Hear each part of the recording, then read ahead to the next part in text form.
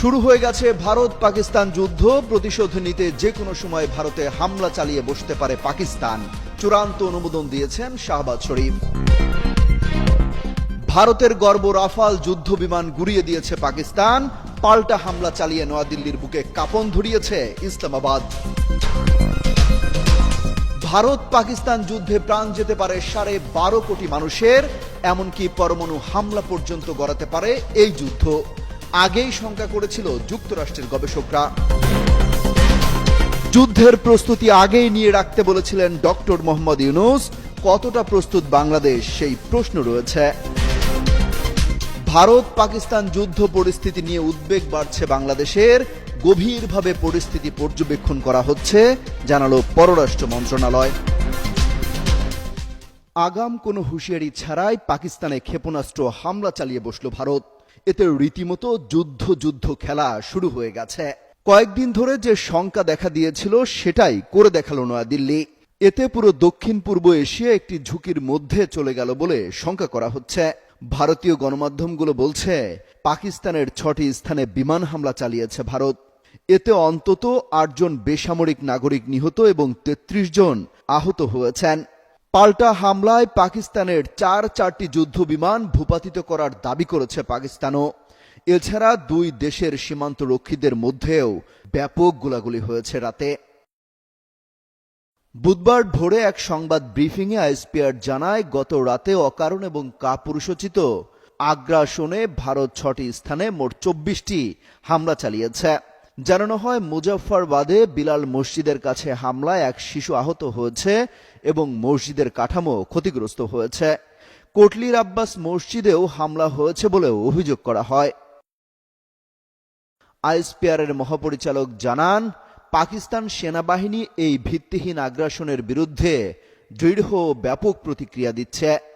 তিনি বলেন, দেশের ও আন্তর্জাতিক গণমাধ্যমগুলোকে ঘটনাস্থলগুলো পরিদর্শনে নিয়ে যাওয়া হবে, যাতে বিশ্বের সামনে ভারতের নগ্ন আগ্রাসন উন্মোচিত করা যায়। এছাড়া পাকিস্তানের সার্বভৌমত্ব রক্ষার অধিকার সুরক্ষিত থাকবে এবং সেনাবাহিনী পাল্টা জবাব এরই মধ্যে দেয়া শুরু করেছে। অমিত হাসান রবিন, যুগান্তর নিউজ। ভারত যেভাবে পাকিস্তানের ভেতরে গিয়ে হামলা চালিয়েছে, সেভাবে এখনো পাল্টা প্রতিশোধ নিতে পারেনি পাকিস্তান। যদিও ভারতের 5টি যুদ্ধ বিমান ভূপাতিত করেছে পাক সেনারা।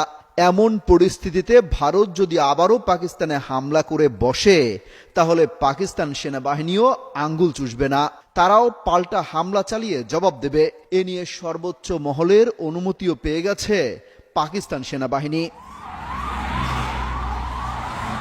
পাকিস্তান বলছে, জাতিসংঘ সনদের 51 অনুচ্ছেদের আওতায় তাদের আত্মরক্ষার অধিকার আছে। দেশটি হুঁশিয়ারি করে দিয়ে বলছে, সার্বভৌমত্ব লঙ্ঘন এবং বেসরকারি প্রাণহানির প্রতিশোধ নিতে নিজস্ব সময়, স্থান ও পদ্ধতিতে ভারতের হামলার জবাব দেওয়ার অধিকার তারা রাখে। ব্রিটিশ গণমাধ্যম বিবিসি বলছে, দেশটির সশস্ত্র বাহিনীকে প্রয়োজনীয় পদক্ষেপ গ্রহণের জন্য পূর্ণ অনুমোদন দেওয়া হয়েছে। প্রধানমন্ত্রী শাহবাজ শরীফের সভাপতিত্বে পাকিস্তানের জাতীয় নিরাপত্তা কমিটির এক বৈঠকের পর এই বিবৃতি দেওয়া হয়েছে। বিবৃতিতে পাকিস্তান ভারতের হামলার তীব্র নিন্দা জানিয়ে নিহতদের পরিবারের প্রতি সমবেদনা জানিয়েছে। এ সময় তারা দেশের ভূখণ্ড রক্ষায় ভারতের যে কোনো হামলার বিরুদ্ধে দৃঢ়ভাবে প্রতিরোধ গড়ে তুলতেও প্রতিজ্ঞাবদ্ধ হন। গত 22 এপ্রিল ভারত নিয়ন্ত্রিত কাশ্মীরের পেহেলগামে হামলার ঘটনায় 26 জন নিহত হয়। সেই ঘটনার পর টানা 11 দিন ধরে সীমান্তে পাল্টাপাল্টি হামলা চলছিল। গত রাতে সেই উত্তেজনা যুদ্ধ পর্যন্ত গড়ায়। অমিত হাসান রবিন, যুগান্তর নিউজ। পাকিস্তান ভূখণ্ডের 6টি অঞ্চলে একযোগে হামলা চালায় ভারত। পাল্টা জবাব দিতে ছাড়েনি পাকিস্তানও। দেশটির প্রতিরক্ষা মন্ত্রী খাজা আসিফের দাবি, ভারতের মিসাইল হামলার জবাবে দেশটির 5টি যুদ্ধ বিমান ভূপাতিত করেছে তাদের সেনাবাহিনী। এছাড়া পাকিস্তানের আইএসপিআর জানায়, পাঞ্জাব ও আজাদ কাশ্মীরের শহরগুলোতে ভারতের হামলার পর পাকিস্তানের সশস্ত্র বাহিনী প্রতিশোধমূলক হামলা চালিয়েছে 5টি ভারতীয় ফাইটার জেটে। একটি ড্রোন ও ব্রিগেড সদর দপ্তর ধ্বংস করে দিয়েছে। জানানো হয় অভিযানে অংশ নেওয়া পাকিস্তানের বিমান বাহিনীর সমস্ত যুদ্ধ বিমান নিরাপদে রয়েছে। ভারতীয় বিমান বাহিনীর ধ্বংসপ্রাপ্ত জেটের মধ্যে 3টি ফ্রান্সের তৈরি রাফাল, রাশিয়ার তৈরি একটি SU-30 MKI এবং একটি MiG-29 রয়েছে বলেও জানায় পাকিস্তান। ভারত বলছে কাশ্মীরে যে সন্ত্রাসী গোষ্ঠী হামলা চালিয়েছিল তাদের অবস্থান লক্ষ্য করে চালানো হয়েছে অভিযান। ভারত এই সামরিক অভিযানের নাম দিয়েছে অপারেশন সিঁদুর। ভারতের আক্রমণের নিন্দা জানিয়েছে পাক সামরিক মুখপাত্র। তিনি বলেন, আমাদের বিমান বাহিনীর সমস্ত বিমান আকাশে উঠছে। এটি একটি লজ্জাজনক এবং কাপুরুষোচিত আক্রমণ যা ভারতের আকাশসীমার ভেতর থেকে চালানো হয়েছে।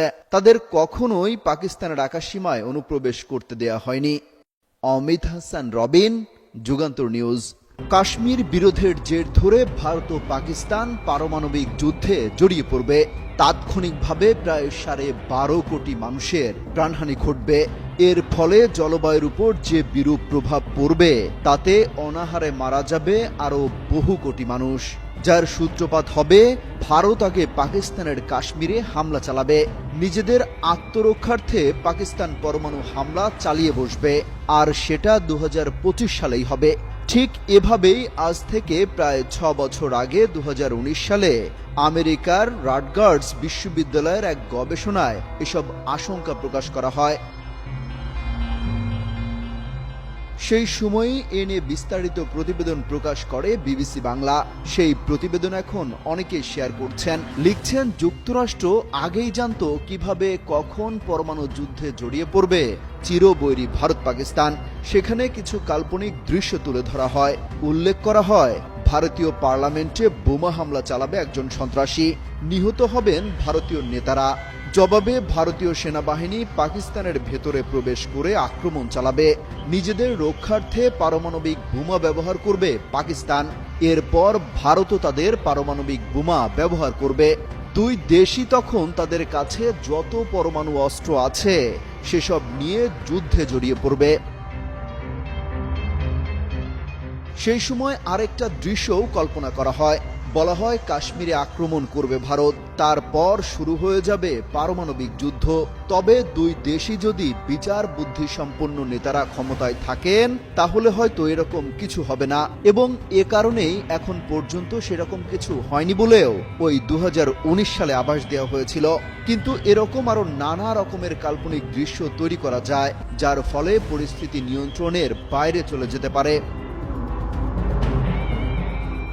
এরকম এক বিপর্যয়ের ধারণা দিতে গিয়ে বলা হয় 2025 সালে দক্ষিণ এশিয়ার পরমাণু শক্তিধর এই দুটো দেশের মধ্যে যুদ্ধ লেগে যেতে পারে।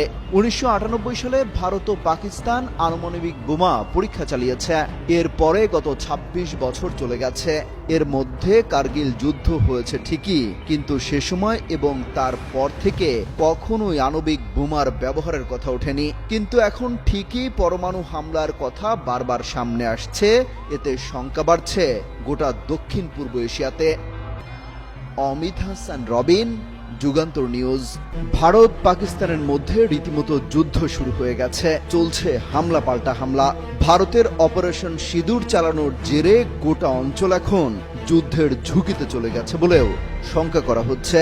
পরিস্থিতি এমন হবে আজ করতে পেরে আগেই বাংলাদেশকে প্রস্তুতি নিয়ে রাখার বার্তা দিয়েছিলেন প্রধান উপদেষ্টা ডক্টর মোহাম্মদ ইউনূস। গেল 30 এপ্রিল ঢাকায় বিমান বাহিনীর বার্ষিক মহড়া অনুষ্ঠানে সবার সামনে বলেছিলেন, আমরা এমন এক বিশ্বে বসবাস করি যেখানে যুদ্ধের প্রস্তুতি না রাখাটা আত্মঘাতী। সেই সময় তিনি বলেন, দেশের স্বাধীনতা সার্বভৌমত্ব রক্ষার জন্য যুগোপযোগী বিমান বাহিনী গড়ে তুলতে সরকারের প্রচেষ্টা অব্যাহত থাকবে।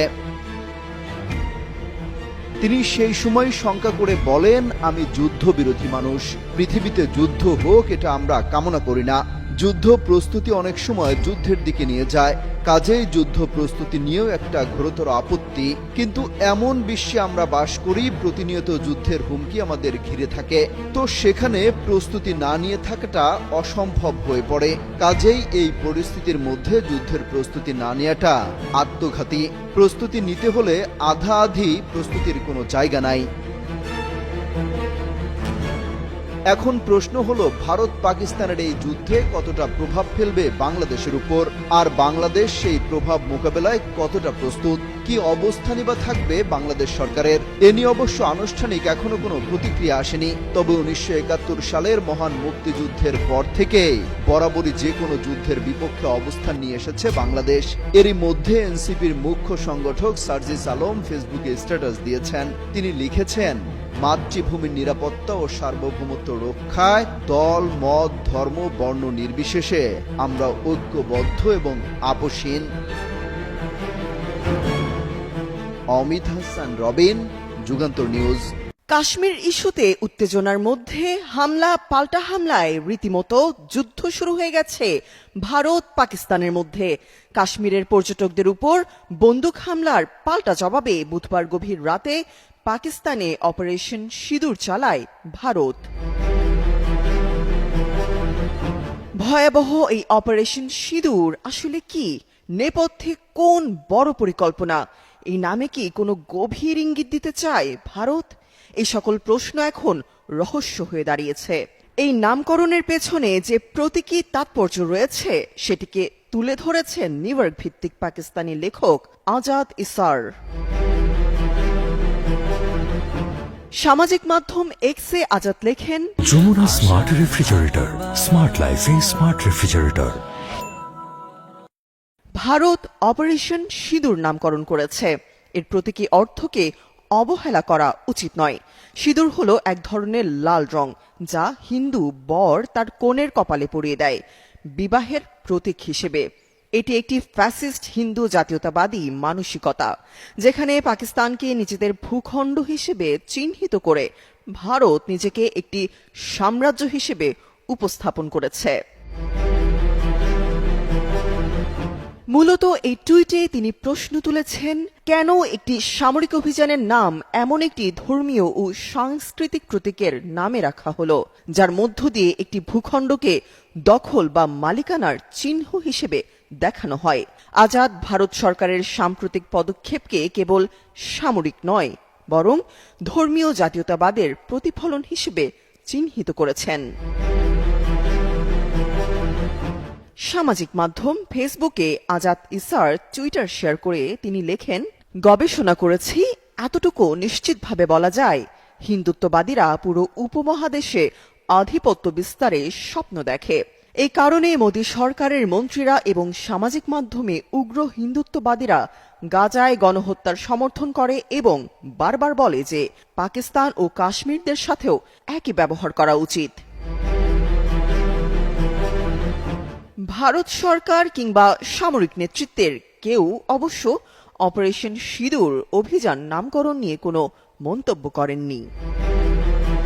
তামান্না তাবাসসুম, যুগান্তর নিউজ। পেহেলগাঁয়ে সন্ত্রাসী হামলার 15 দিন পর মঙ্গলবার মধ্যরাতে পাকিস্তানের 9টি স্থানে আকস্মিক বিমান হামলা চালায় ভারত। পরমাণু শক্তিধর দুই প্রতিবেশী দেশের মধ্যকার এই উত্তেজনা নিয়ে এবার আনুষ্ঠানিক প্রতিক্রিয়া জানিয়েছে বাংলাদেশ। বুধবার পররাষ্ট্র মন্ত্রণালয় থেকে পাঠানো এক প্রেস বিজ্ঞপ্তিতে বলা হয়, ভারত ও পাকিস্তানের মধ্যকার হামলা পাল্টা হামলায় সৃষ্ট উত্তেজনা পরিস্থিতি নিবিড়ভাবে পর্যবেক্ষণ করছে বাংলাদেশ এবং এ নিয়ে গভীর উদ্বেগ প্রকাশ করা হয়েছে।